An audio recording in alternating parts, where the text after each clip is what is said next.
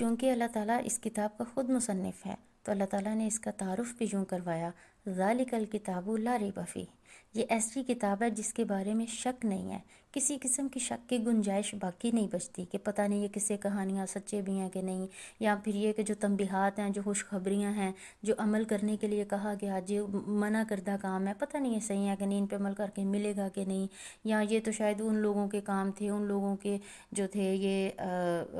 بس میں تھا اس پہ عمل کرنا، ہم ایسا نہیں کر سکتے، یعنی کسی قسم کو شک میں نہیں ہم لے کے جا سکتے اس کتاب کے بارے میں۔ آپ کو پتہ ہے جتنی بھی کتابیں اب تک لکھی ہیں، بڑے بڑے ریسرچ اسکالر بھی اپنی کتابوں میں یہی لکھتے ہیں کہ کوئی آپ علمی، لفظی یا فکری غلطی پائیں تو ہمیں آگاہ کریں تاکہ آئندہ ایڈیشن میں اس کی اصلاح کر دی جائے۔ لیکن دنیا کی واحد کتاب ہے جس کے شروع میں اللہ تعالیٰ نے چیلنج دے دیا کہ کوئی شک نہیں،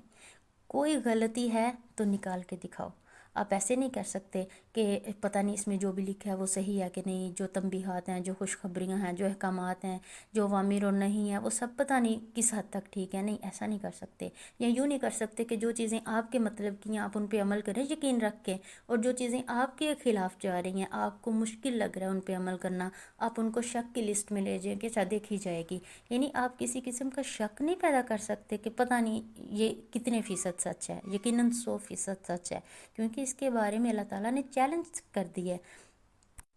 کفار مکہ نے بھی کیا تھا، وہ بھی یہ کہتے تھے کہ آپ صلی اللہ علیہ وسلم خود سے یہ آیات بتا رہے ہیں، خود ہی یعنی من گھڑت جو ہے وہ باتیں کیے جا رہے ہیں، تو اللہ نے ان کے لیے چیلنج رکھا تھا۔ چونکہ اللہ تعالیٰ نے خود یعنی یہ سب سے بڑا معجزہ ہمارے ہاتھوں میں تھما دیا قرآن پاک، تو اللہ تعالیٰ نے اس میں باقاعدہ چیلنج کیا، وَإِن كُنتُمْ فِي رَيْبٍ مِّمَّا نَزَّلْنَا عَلَىٰ عَبْدِنَا، کہ اگر تم اس کتاب کے بارے میں شک کر رہے ہو کہ جو ہم نے اپنے بندے پہ نازل کی ہے، تو پھر کیا کرو، فَأْتُوا بِسُورَةٍ مِّن مِّثْلِهِ، لے آؤ اس سے ایسی کوئی صورت، کوئی ایک صورت، کہیں آیا 10 آیات، کہیں آیا کوئی ایک آیت ہی لے آؤ، پوری صورت نہ صحیح، پھر کیا، وَادْعُوا شُهَدَاءَكُم مِّن دُونِ اللَّهِ إِن كُنتُمْ صَادِقِينَ، یعنی صرف کافروں کی حد تک نہیں تھا، کہا یعنی اپنے تمام گواہوں کو بلا لو، اللہ کے علاوہ پوری دنیا، پوری کائنات کے تمام لوگوں کو اکٹھا کر لاؤ، اگر تم سچے ہو تو پھر لاؤ نا ایسی صورت، لاؤ نا کوئی بھی آیت، ہمیں بھی بتاؤ اس سے ایسا کلام بنا کے۔ لیکن کیا ہوا تھا، نہیں کر سکے تھے، چونکہ عرب کے لوگ بہت فصیح و بلیغ تھے، بہترین بات کرتے تھے، بڑا سلیقہ رکھتے تھے بات کرنے میں، اور وہ دوسروں کو اجمی کہتے تھے، گونگا سمجھتے تھے، تو کیا ان سے کہا گیا کہ اگر شک ہے نا تمہیں اس بارے میں تو پھر لاؤ صورت۔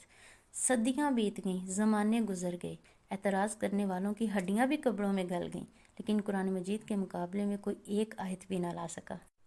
فرمایا فَإِن لَّمْ تَفْعَلُوا وَلَن تَفْعَلُوا، یعنی تم ایسا کر تو نہیں سکے لیکن ایسا کر بھی نہیں سکو گے، تم کبھی نہیں لا سکو گے، فَاتَّقُوا النَّارَ الَّتِي وَقُودُهَا النَّاسُ وَالْحِجَارَةُ، تو پھر ڈرو اس آگ سے، بچو اس آگ سے کہ جس کا ایندھن لوگ اور پتھر ہوں گے، اُعِدَّتْ لِلْکَافِرِین، یہ انکار کرنے والوں کے لیے ہی تو تیار کی گئی ہے۔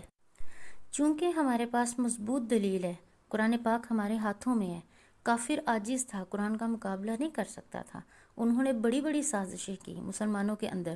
کوشش انہوں نے بڑی کی ہوگی لیکن کامیاب نہیں ہو سکے، کیونکہ اللہ کی تخلیق اللہ ہی کی ہے، بندے وہاں تک نہیں پہنچ سکتے۔ وہ جیسے ہے نا بڑی بڑی لالٹینیں، بڑی بڑی ٹیوب لائٹس، بڑی بڑی روشنیاں بندوں نے بنائی ہیں، اللہ کی دی ہوئی عقل سے بنائی ہیں، لیکن کیا ہے کہ کوئی جگنو نہیں بنا سکا آج تک۔ بڑی بڑی ٹرین، بڑا جہاز، یعنی ایک بڑے پیمانے پہ جو ہے ترقی کی ہے، لیکن کیا ہے کہ کوئی ایک چونٹی نہ بنا سکا۔ جس طرح اللہ کی تخلیق نہیں کوئی بنا سکتا نا، ایسے ہی اللہ کا کلام بھی اللہ ہی کا ہے، کوئی نہیں بنا سکتا۔ قرآن کا مقابلہ وہ نہیں کر سکے، یعنی قرآن کا مقابلہ تو نہیں کر سکے، لیکن کیا کیا انہوں نے، ایک سازش ضرور کی انہوں نے کہ ہمیں قرآن سے دور کر دیا، ہمارا جو قرآن سے قلبی لگاؤ ہونا چاہیے تھا وہ نہیں ملتا۔ اللہ کے فضل سے قاری ہمیشہ سے موجود ہیں، اللہ کے فضل سے عالم موجود ہمیشہ سے موجود ہیں، قرآن کے مفاہیم کو سمجھ کر سمجھانے والے موجود ہیں ہمیشہ سے، حافظ ہمیشہ سے موجود ہیں اس امت میں۔ اب ضرورت ان لوگوں کی ہے جو قرآن سے پیار کریں، جو محبت کریں، جو ذوق اور شوق سے اس کو پڑھیں۔ ہر خطیب، ہر نعت خواں جو نبی پاک صلی اللہ علیہ وسلم کی تعریف میں کہہ رہے ہوتے ہیں کہ سارا قرآن ہی حضور کی تعریف ہے، ان سے کہیں کہ پڑھو نا 4 آیات، پھر اگر سارا قرآن حضور کی تعریف ہے تو اسے یاد کرو نا، یاد کر کے سناؤ نا، یہ جو تم دعویٰ کر رہے ہو بات بھی درست ہے تو پھر سناتے کیوں نہیں، لگاؤ اس کے لیے بہت ضروری ہے۔ اس قرآن سے لگاؤ سے پہلے اللہ کے ساتھ لگاؤ بہت ضروری ہے، چونکہ جس کی بات کو ہم ویلیو دیں گے پہلے اس بندے کی تو ویلیو کا پتہ ہونا چاہیے۔ اسی طرح جب اللہ کے کلام کی ویلیو کو سمجھنا ہے تو یقیناً اس سے پہلے اللہ کا تعارف ہونا بہت ضروری ہے۔ اللہ تعالیٰ کون ہے، وہ رب کیسا ہے، اس کا تعارف ہوگا تو یقیناً اس کی بات میں بھی تعارف پیدا ہوگا۔ تو یقیناً یہ ویسے ہی ہے جیسے نا، یعنی یوں سمجھ لو کہ ہمارے نزدیک اللہ تعالیٰ کی محبت کتنی ہے، ہم کتنی اللہ تعالیٰ کو ویلیو دیتے ہیں، یقیناً اس کی بات کو بھی اتنی ہی ویلیو دیں گے۔ جس بندے کی ہمارے دلوں میں محبت زیادہ ہوتی ہے نا، اس کی بات کی بھی ویلیو ویسے ہی ہوتی ہے عام باتوں کی بنسبت۔ دیکھیں ذرا اپنا ان باکس کھولیں میسیج کا،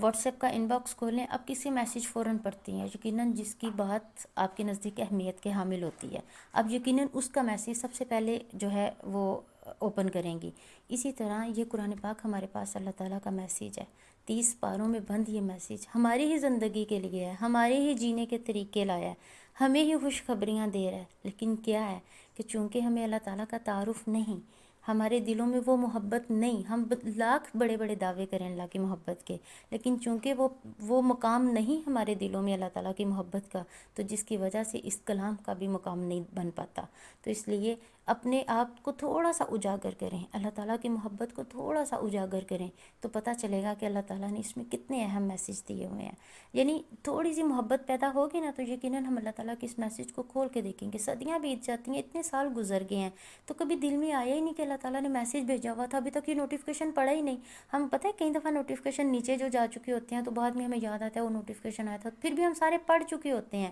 اگرچہ ہم ترتیب سے پڑھتے ہیں، سب سے پہلے کون سے نوٹیفیکیشن اوکے کرنے ہیں، پھر کون سے، لیکن کر لیتے ہیں نا سارے۔ لیکن کیا ہے کہ یہ 30 باروں میں بند میسیج نوٹیفیکیشن بہت صدیوں پہلے کا آیا ہوا ہے، اتنے سال بیت گئے ہیں ہماری زندگیوں کے، لیکن کیا ہے کہ ابھی تک یہ نوٹیفیکیشن نہیں کھولا ہے تو اس کو سمجھا ہی نہیں ہے۔